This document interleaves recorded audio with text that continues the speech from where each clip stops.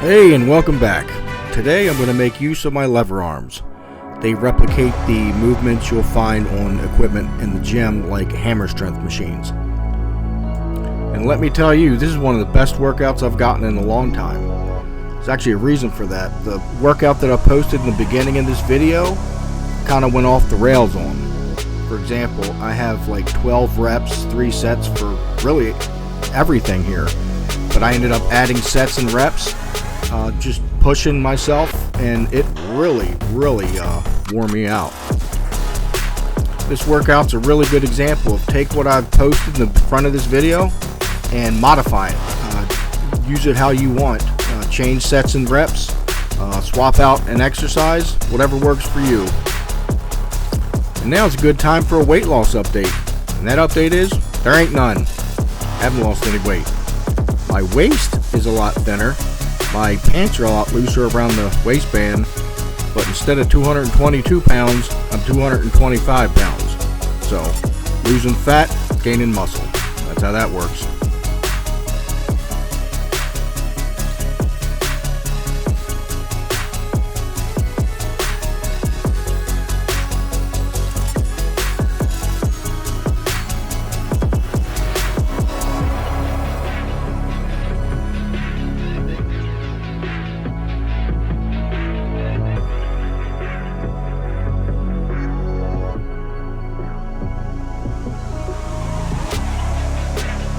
The nice thing about this lever arm setup is I get a really deep stretch at the bottom of the movement, and I don't really so much have to worry about losing control as I have the safety set up. As in, I don't need a spotter, the safeties are my spotter.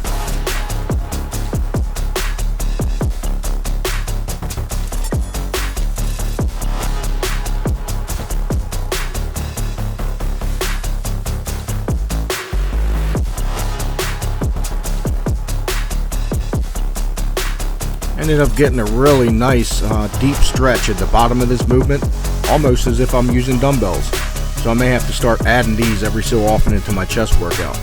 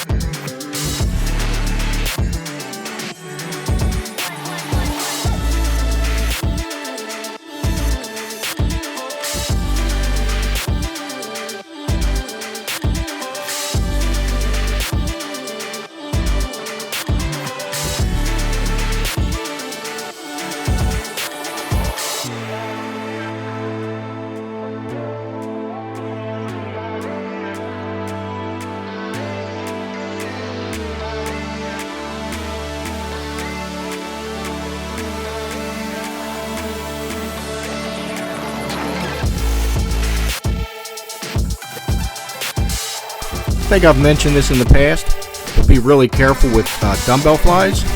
They can cause damage to rotator cuff and even cause injury to your chest unless you use super strict form.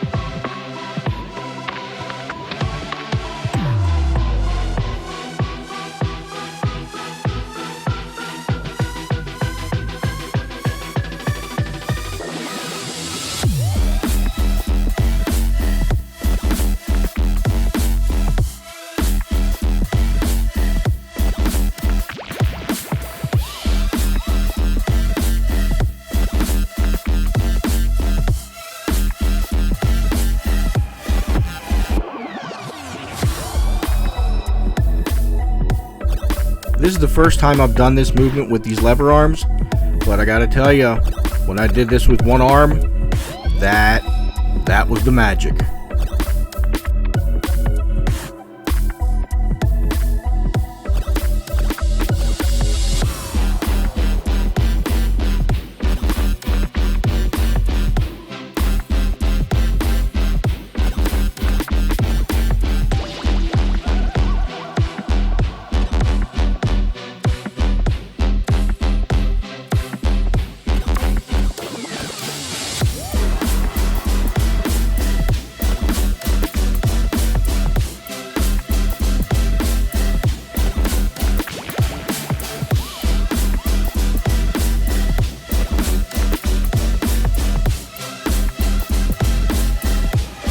And this is it right here. I was wondering how it'd feel, but holy crap. Super deep stretch. And the next day, my lats were sore to the touch. It doesn't look like much, does it? I think next time I'm going to go ahead and set the lever arms lower to get an even better stretch. But yeah, these definitely are a staple of my back workout from now on.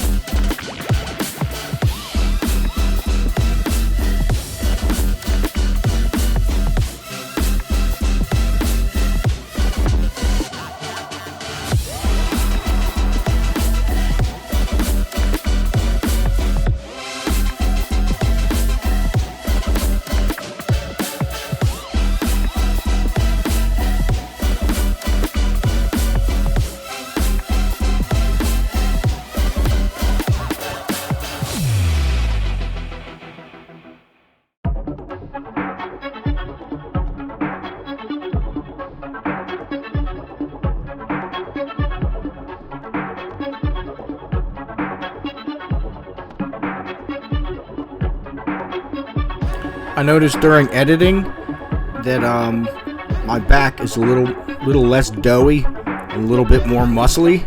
So I think I'm heading in the right direction. That's good. I think the important thing to remember in all of this is a marathon. This is not a sprint. You have to accept that you'll get little gains here and there every so often, and let that be the thing that motivates you.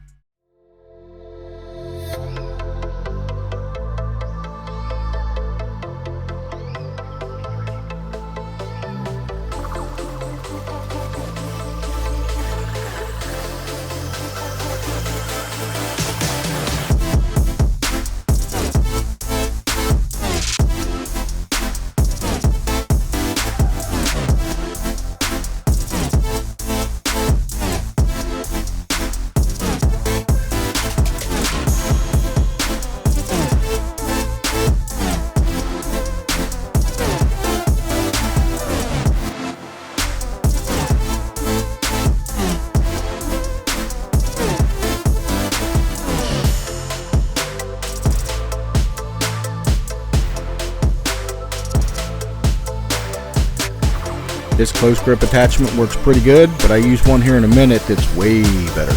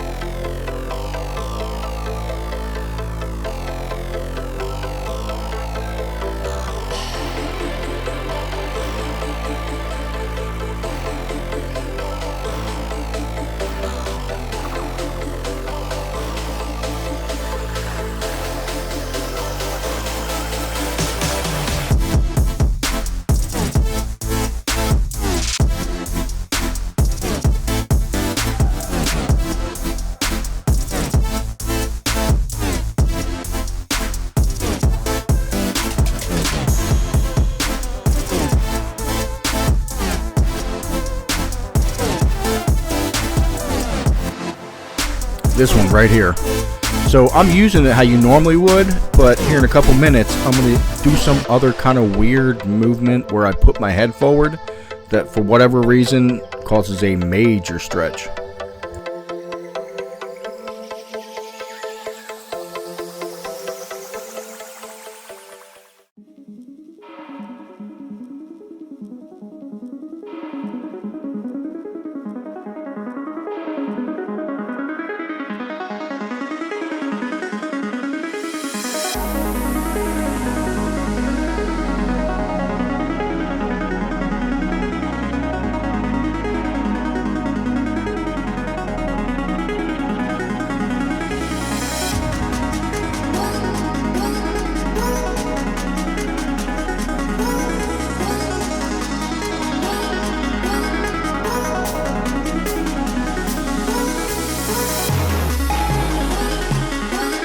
right here.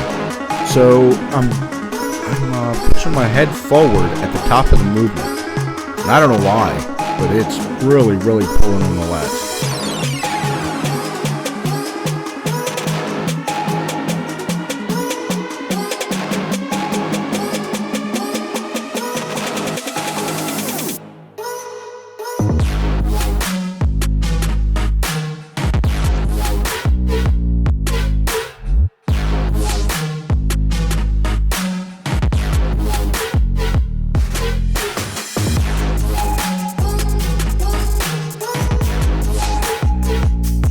I do like dumbbell and barbell military press, but every so often I'll throw these in there just to give my shoulders a break.